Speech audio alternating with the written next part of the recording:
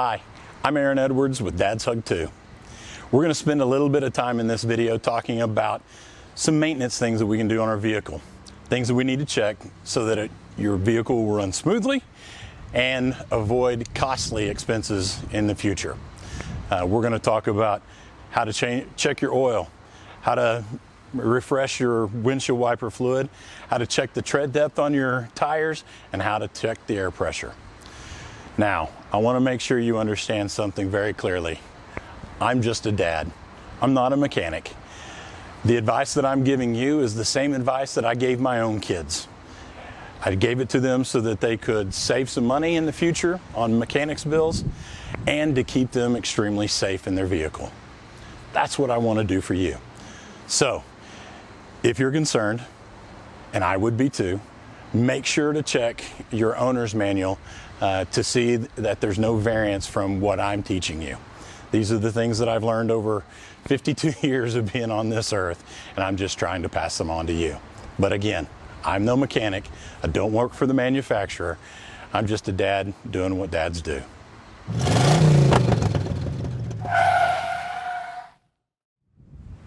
All right, first things first, before we can do anything, we've got to get this hood open. So, let me show you how to do that.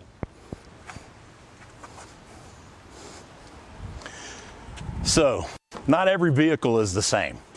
Every vehicle has a different way of opening up the hood. But the first thing you usually have to do is hit the latch inside. On my truck, it's right underneath the steering wheel. Usually you're going to see a little car that has the hood figure on it. All you need to do is pull that latch. And whenever you hear that pop, you know this hood is open. So let's go see what we have. Now, once you're at the hood, there's always another extra catch for emergency's sake. I usually have to look up in there to find the little latch. You usually mush it to the side and then lift up. Now, my vehicle has a hood that will hold itself open. Many times you're going to have to take a rod that's right here along the front edge of the truck or your car, and you're going to have to lift it up and plug it into the top of the hood. That's going to hold it and to keep it from falling down on your head. Now that we have the hood up, there's a few things we want to check on a regular basis. First thing we're going to start out with is we're going to check the oil. Not enough oil will cause a motor to seize, and a seized motor costs a lot of money. So small little checks will prolong the life of your car. So first things first, we're going to locate the dipstick for checking the oil. And one of the things that you're going to look for is either a yellow ring or a yellow tab that you're going to be able to grab hold of and pull out. So you're going to be looking for the right amount of oil and what the oil looks like, how old it is. So the first thing you do, whenever you pull this out, it's going to be nice and long. Hold on to it with a rag. Always good to have a paper towel or something of that nature. If you're checking your oil at a gas station, which is always a great place, grab a paper towel. You can use that white paper towel. You'll be able to see the color of the oil as well as keep yourself as close to clean, well, as possible. First pass, we're going to take all of the oil completely off the dipstick. It's super, super, super important that you turn the vehicle off before you check the oil. And whenever you're looking at the dipstick itself, what you're going to look for is a maximum line and a minimum line. All right? So whenever we put this dipstick back in to its receiver, pull it out again, we're going to check to see where that oil hits. So drop it back in, push it all the way down to the bottom, and then let's take it back out. Guide it back out again with your hand right till you see the end pop up. And now I can see my oil is ending about right here. We're going to go ahead and knock that off. It was right there at my maximum line, maybe a tad above it. So if it's right at the maximum, perfect. If it's below the minimum, this is going to take at least 1 quart of oil. Don't just pour multiple quarts of oil in at a time because, frankly, too much oil can cause problems as well. So 1 quart of oil at a time. Check in between each amount that you pour in. Second thing I want you to look at, this oil was super, super, super dark. When the oil is super dark like that, it's getting to the end of its lifespan. Whenever it's nice and translucent, you can see through it. It's kind of a nice tan brown. That oil's pretty new. It's still got a lot of life left in it, and no need to change it. Just make sure there's enough. Okay? So we're going to put this back in. And since I don't need to put anything in, I'm done. But if you needed to put a little bit more oil in, one place to check, right over here on the top of the engine block, is an oil fill cap. That oil fill cap will have the type of weight and viscosity that of oil that this vehicle needs to take. Mine takes 5W30. Now, this is a bottle of oil that I had laying around. Notice it says 10W30. This is not a good weight for my vehicle. I wouldn't put this one in. I'd go find one that is exactly what my manufacturer's owner's guide would tell me. So if it doesn't say on the cap, please go check your owner's guide and make sure you're putting in the exact weight of oil that you need. All right, so now that we're done with the oil, the second thing I like to check is the windshield washer fluid. Again, yellow cap. If you notice on the front, it looks like a windshield and looks like water shooting up on top of it. Super important, in my opinion, to keep this filled.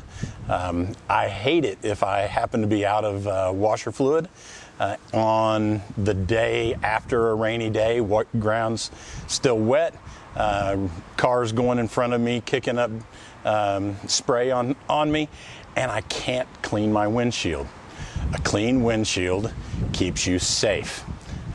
It's really important during the winter, especially if you're in an area where there's a lot of snow and things of this nature. So all you have to do, pop open the cap. Nothing that you need to use to check the level. We just need to fill it. It's super important to use a washer fluid that's treated with a type of antifreeze. If you notice on here, this one, let's see where it is rated for a negative 20 degrees Fahrenheit. That means this is not going to freeze inside of its reservoir and cause it to break. If you just put water inside, number one, it's not going to wash terribly well. Number two, during the winter, it could freeze, break the reservoir, and then you're going to have to go into a costly expense. So all you have to do, open it up, pour it directly, in until you filled it up. Now, super easy to do. If you get a funnel, I didn't have a funnel today, so take your time, fill it up. You'll hear it filling up just like a bottle would, up to almost the top. Once you can see it, it's time to stop. Now, put that cap on firmly, and you should be ready for the next rainy day to keep that windshield nice and clean, easy to see through, and safe. All right, now that we've got windshield washer fluid into its reservoir and we're safe there, let's move on and look at the battery. Really what I'm looking for is to see if there's any corrosion on the terminals themselves, and to make if there is, I'm going to use this handy dandy little wire brush to brush it off. So a couple of things I'd like for you to be careful with. If you have safety glasses, please put some safety glasses on. Batteries have acid in them. When they corrode, this is extremely toxic. It can hurt your eyes, a ton. So what I want you to do, whenever you're looking for a white crusty substance on the outside of the battery terminal. So come in, brush it off, make sure it's all nice and shiny.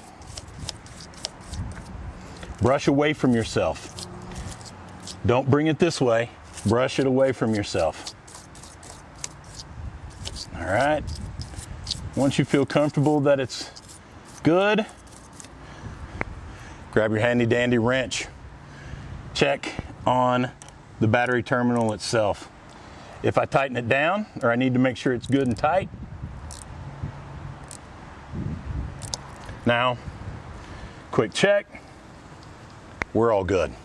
That'll make sure that your battery is attached properly. You're not going to have any starting issues and things of that nature.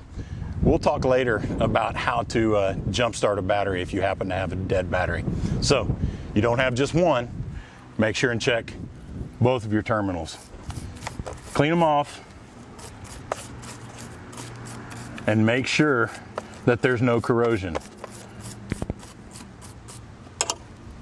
All right, so battery's in check. We're ready to roll.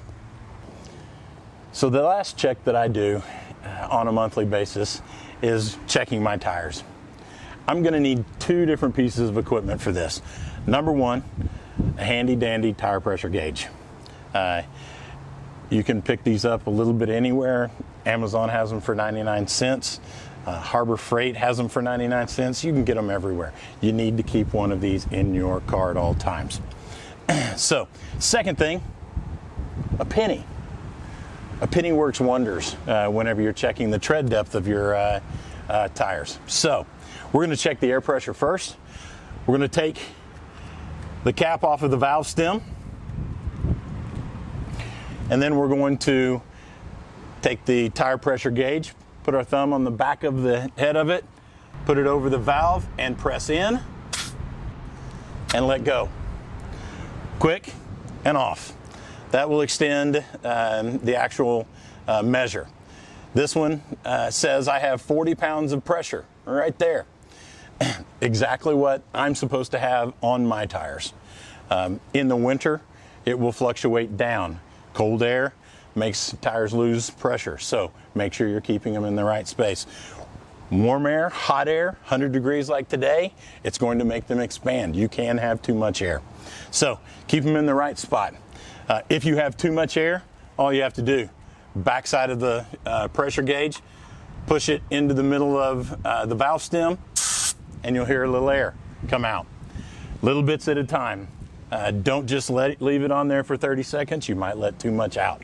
If you need to add more air, find a service station that has free air. Why in the world should we pay for air that goes into our tires? Lots of places that you can do that. Take it to a tire center. They'd be happy to air up your tires. So, put the cap back on. And now we know it's done. All the way around the car, check the tire pressure on a regular basis. Next thing, tread depth. Super, super important. If you're in the elements, rain or snow, tread depth is super important. Not enough tread, not enough traction. We need traction to get where we need to go and to be safe. So what we're going to do is we're going to take this penny and we're going to dunk Mr. Lincoln's head into the groove along the tire. All we're looking to see is that we cover up the top of Mr. Lincoln's head. And I'm going to go to each tread line all the way across. All right? We're going to check to make sure that it's wearing evenly. If it's wearing more on the inside or more on the outside, we probably need to rotate our tires.